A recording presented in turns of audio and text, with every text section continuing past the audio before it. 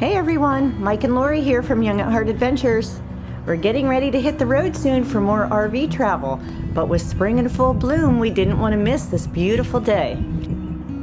So we took a little day trip to the Tanger Family Bicentennial Garden right here in Greensboro, North Carolina.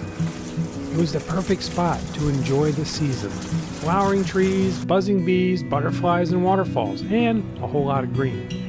And of course, we brought Flo along too. So come along with us, take a deep breath, and enjoy this peaceful spring day in the garden before our RV adventures begin.